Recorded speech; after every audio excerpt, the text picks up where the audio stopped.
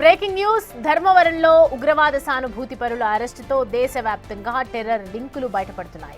గతంలో అరెస్టైన నూర్ మహమ్మద్ ఇచ్చిన సమాచారం ఆధారంగా మహారాష్ట్ర, యూపీలో ఇద్దరిని అదుపులోకి తీసుకున్నారు ధర్మవరం పోలీసులు.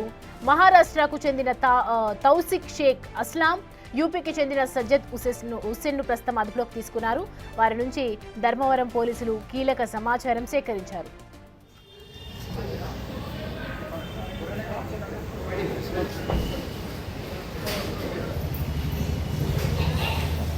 ఇదేలే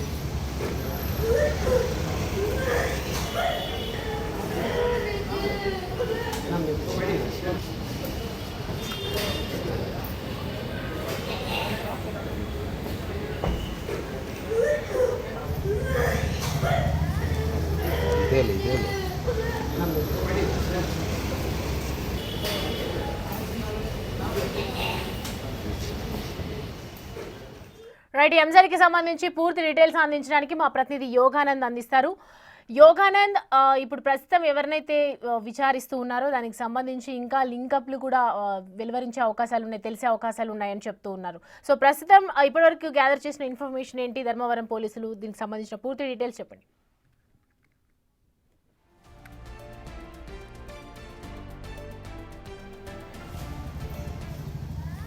ధర్మవరంలో ఉగ్రవాద సానుభూతి పరుల అరెస్టుతో దేశవ్యాప్తంగా మొత్తం టెర్రర్ లింకులన్నీ కూడా బయటపడుతూ ఉన్నాయి. ఒక్కొక్కటిగా గతంలో అరెస్ట్ అయినటువంటి వాళ్ళని కూడా వాళ్ళు ఇచ్చినటువంటి సమాచారం ఆధారంగా ఇటు మహారాష్ట్రలో, యూపీలో ఇద్దరిని అదుపులోకి తీసుకున్నారు ధర్మవరం పోలీసులు.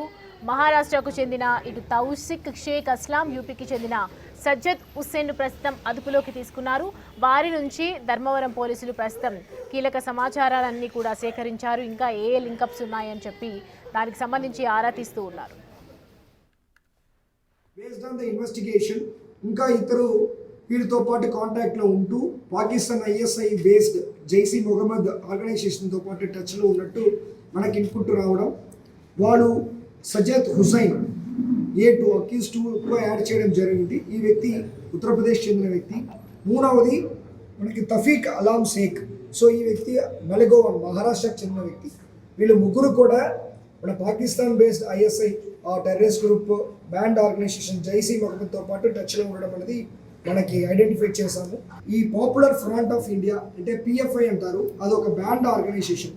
ఆ బ్యాండ్ ఆర్గనైజేషన్లో మనకేంటంటే ఉన్న మెంబర్స్ అందరూ కూడా ఎప్పుడు ఆర్గనైజేషన్ని బ్యాన్ చేశారో, ఎప్పుడు మన మానిటరింగ్ దానిపైన ఎక్కువ అయిందో, ఈ రాడికలైజేషన్ చేస్తున్నారనే ఇన్ఫర్మేషన్ మనకు వచ్చిందో, అప్పుడు ఈ పాపులర్ ఫ్రంట్ ఆఫ్ ఇండియా అనే ఆర్గనైజేషన్ని బ్యాన్ చేయడం జరిగింది.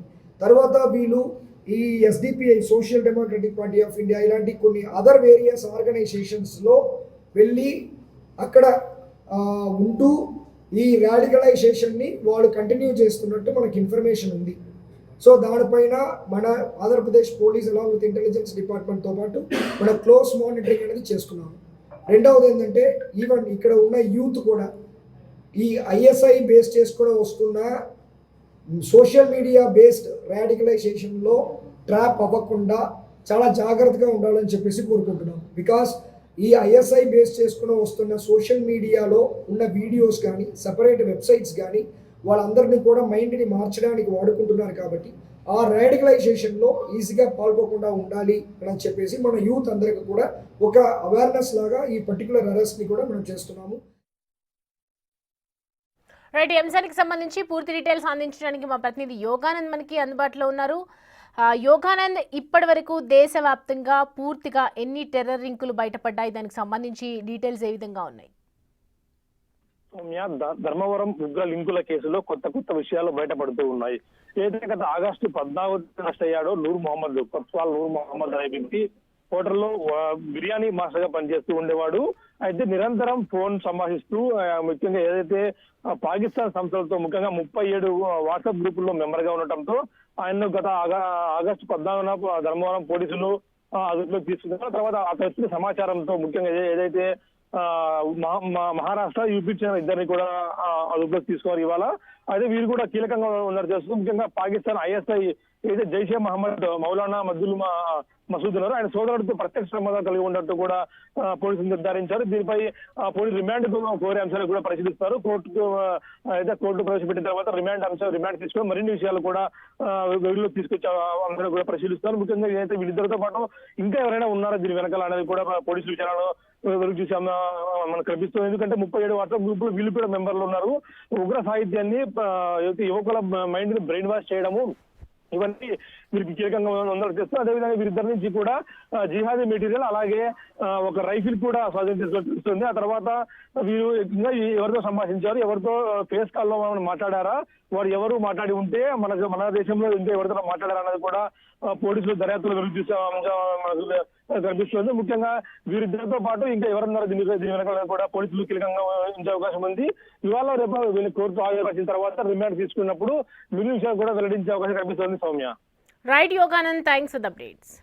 రైట్, చూస్తున్నాం కదా ధర్మవరం పోలీసులు ఒకవైపు ఏదైతే టెర్రరిస్ట్కి సంబంధించి పూర్తిగా లింకులు ఓపెన్ చేస్తూ ఉన్నారు అండ్ ఇలాగే పిఎఫ్ఐ బంద్ అయినప్పటి నుంచి కూడా అనేక కార్యకలాపాల్లో చేరి వేరే సంస్థల నుంచి ఇలాంటి కార్యక్రమాలు నిర్వహిస్తూ ఉన్నారు. దీనికి సంబంధించి పూర్తిగా దేశవ్యాప్తంగా జల్లెడపడుతున్నాం, టెర్రర్ లింకులకు సంబంధించి అన్ని వివరాలు సేకరిస్తున్నాం, దీనిపై సీరియస్ యాక్షన్ తీసుకుంటున్నాం, ఇలా మోసపోకుండా ఒకవైపు అవేర్నెస్ కలిగించే ప్రోగ్రామ్స్ కూడా చేస్తున్నామని చెప్తున్నారు మన ధర్మవరం పోలీసులు.